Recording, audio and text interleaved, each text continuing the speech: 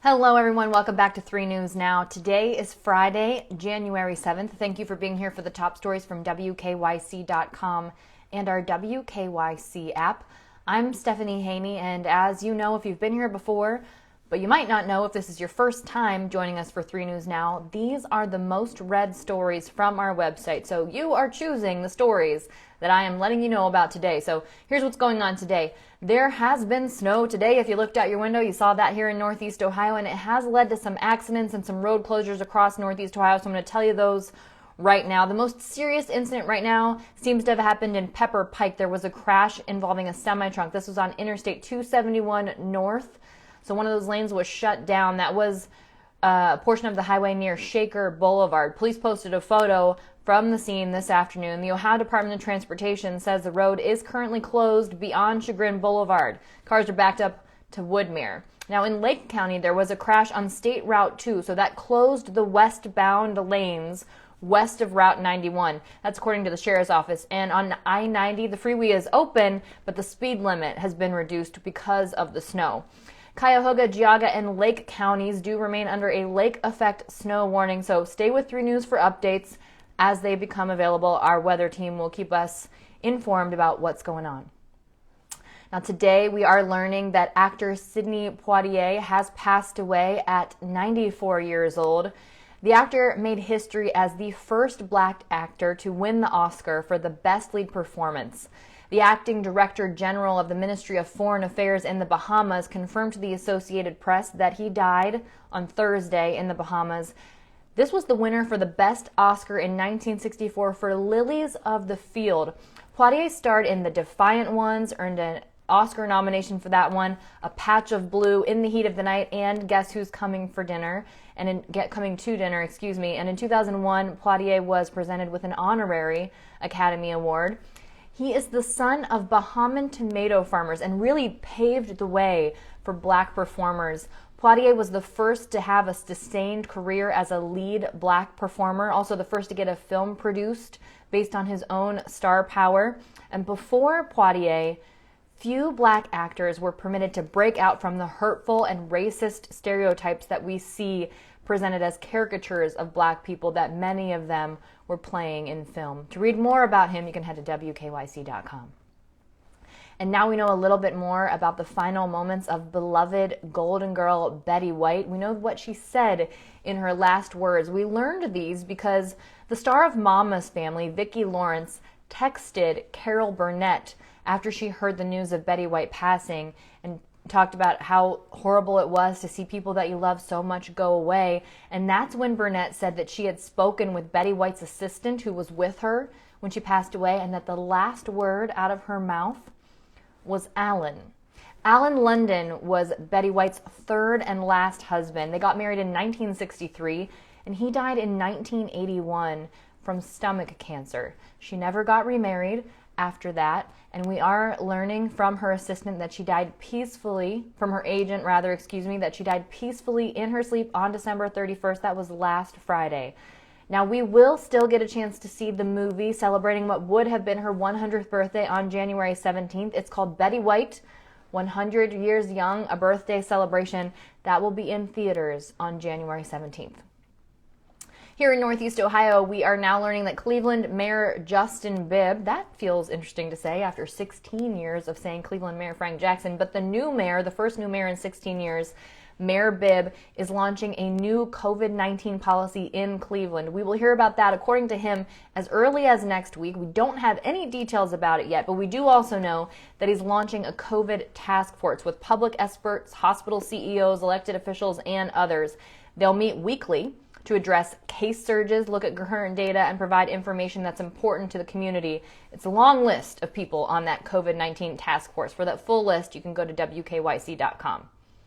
Now let's take a look at the latest COVID-19 numbers in from the Ohio Department of Health. In the last 24 hours, we have had 19,563 new reported cases of COVID-19. Our positivity rate for testing has dropped a bit, still high, but it has dropped a bit. It's at 26.4%. So that means for every COVID-19 test that's being done, 26.4% of them are coming back positive. The total number of confirmed and probable COVID-19 deaths in the state of Ohio is now at 30,072. And there are 6,570 people currently being treated in the hospital for COVID-19. Now, out of those people, 1,327 of them are being treated in an intensive care unit. Now, as COVID cases continue to rise, doctors and medical professionals are concerned about rising hospitalizations in children under 5 years old. These are the children who are too young to get a COVID-19 vaccine at this point. Dr. Rochelle Walensky, who is the director of the Centers for Disease Control and Prevention, says that she's worried about this, that these children too young to be vaccinated becoming hospitalized really underscores the need for older kids and adults to get vaccinated against COVID-19 to protect the people around them. She also pointed out just over half of children between the ages of 12 and 18 are fully vaccinated, and only 16% of children between the ages of 5 and 11 are fully vaccinated. She also said that while children as a whole have the lowest rate of hospitalization of any group, that these children hospitalizations are at the highest rate compared to any prior point in the pandemic. So still the lowest among any group of age groups in terms of hospitalizations, but within their own group, children, more children hospitalized now than at any point in the pandemic. At a briefing, she said those numbers include children who are hospitalized because of COVID-19 and also children who are admitted for other reasons but found to be infected with COVID-19. So now, with the Omicron variant surging around the country, many people are wondering when is the right time to take a COVID-19 test. Well, epidemiologist Muhad Jafar, who works for the Lake County General Hospital District, says the right window to take these tests for the best results if you are asymptomatic is 5 days after being exposed to COVID-19. He says if you are exposed to COVID-19, you're not having symptoms yet, don't go and get tested right away. Wait that 5 days. This is important to keep in mind when there's a bit of a shortage of these home test kits, these rapid test kits. That 5-day window is key. But that's not the case if you have symptoms. If you have symptoms, according to Dr. Jafar, and you develop symptoms consistent with COVID-19, you should immediately isolate yourself and then get yourself tested. That applies whether you are testing at home or getting tested at one of the drive-through sites around town. Now switching gears to some financial information that you need to know. If you use PayPal, Venmo, and Cash App, there is a change to your IRS tax reporting requirements. Under the new tax law that took effect on January 1st, those apps will now require to report transactions for goods and services. That's the key. If you're using these platforms for a business, you'll have to report transactions for goods and services beyond $600 during a calendar year. That does not mean individual transactions that are less than $600 don't need to be reported. That means if you add them all up, anything beyond $600 in total in a calendar year will need to be reported. So that means if you are getting paid for babysitting on Venmo or Cash App or PayPal and you get paid more than $600 in a single year, yes, you're going to get a tax form from that. It's called a 1099-K form. PayPal says they want to make sure people realize this is only for goods and services. That doesn't include things like paying your family or your friends back. Like, for example, in my family, we have a family phone plan, so I get Venmo'd from my brother. I'm not going to have to pay taxes on the money my brother sends me for the phone bill because we split the phone bill.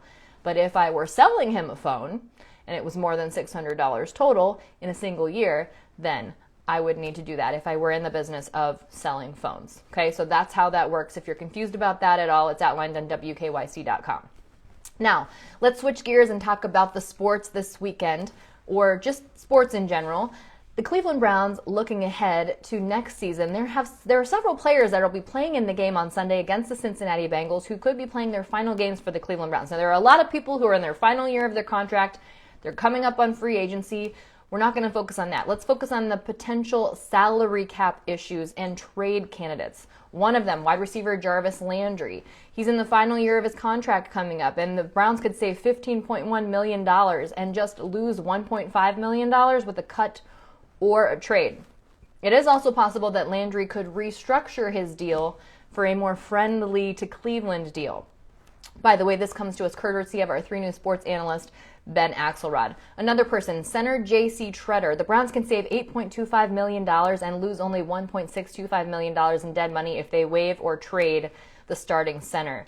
And the Browns have already signed guards Wyatt Teller and Joel Bitonio to high-priced extensions, so that could be a savings that the Browns can't pass up. Also, Nick Harris has backed up Treader for the past 2 seasons, so he could be in line to start as the center in 2022. Quarterback Case Keenum will start in place of Baker Mayfield on Sunday. By the way, we're not talking about Baker Mayfield today because we're talking about the players who could be playing their last game for the Browns on Sunday. Baker Mayfield not playing. Case Keenum is, and it could likely be his last game because the Browns can save $6.5 million and only lose $1.33 million if they waive Keenum because he signed a 3-year, $18 million contract with the Browns in 2020. So regardless of whether Mayfield goes or stays, Cleveland could be looking for a different option for a backup quarterback. Also, tight end Austin Hooper, he signed a 4-year, $42 million contract with the Browns in 2020.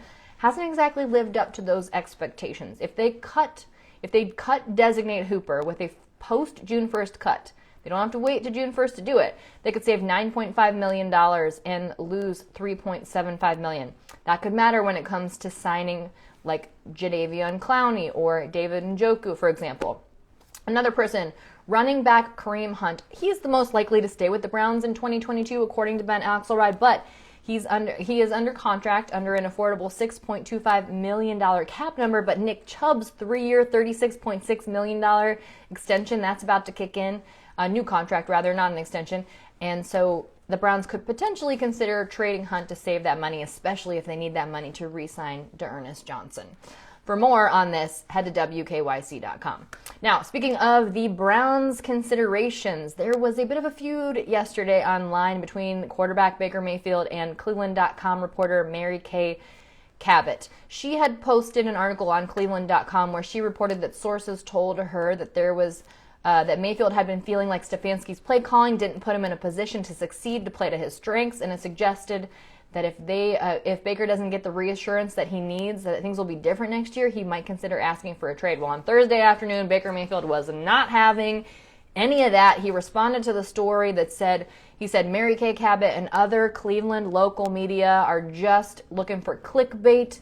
He said, don't put words in my mouth so you can put food on your table. I'm not your puppet. During his weekly conference with reporters, Browns offensive coordinator Alex Van Pelt asked if he'd noticed any friction between Mayfield and Stefanski. He said, absolutely not. He has seen zero of that. So Baker Mayfield, not very happy with Mary Kay Cabot's reporting.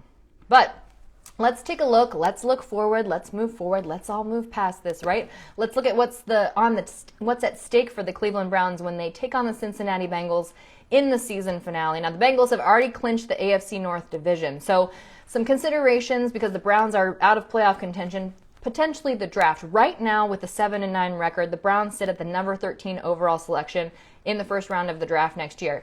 If they lose against the Bengals and if some other teams lose, it's possible the Browns could move all the way up to number 7 in the first round of the draft next year. And there's the consideration for next year's schedule, because depending on how the Browns finish, if they finish either 3rd or 4th in the AFC North, that'll determine who they play in the AFC West, AFC South, and NFC East next season. So if the Browns finish 3rd place, they'll play the 3rd place teams in those divisions, one each.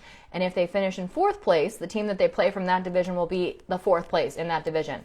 That's how it works. That's something new that I learned recently. It's not something new, but it's something that I newly learned recently. Pretty interesting. Ben Axelrod does a great job of breaking it down. Check for that on WKYC.com. And lastly, if you are looking for something to do in this snow this weekend and you're trying to get out those skis, you're trying to get out those snowboards, Boston Mills Ski Resort is open. It is open as of today. Here's what's not open. Alpine Valley and Brandywine. Alpine Valley and Brandywine are not open because they are experiencing staffing shortage, but Boston Mills is. So here are the hours. Monday through Friday, 3:30 to 9:30 p.m. Weekends from 9 a.m. to 5 p.m. That's when you can go and hit those slopes. That's it for your 3 News Now update today for Friday, January 7th. Hey, congratulations on finishing the first week of 2022. 1 down, 51 to go. Here's hoping they are the best 51 weeks that we've had in a long time. Everyone have a great Friday. Have a wonderful weekend. I'll see you back here on Monday with more 3 News Now.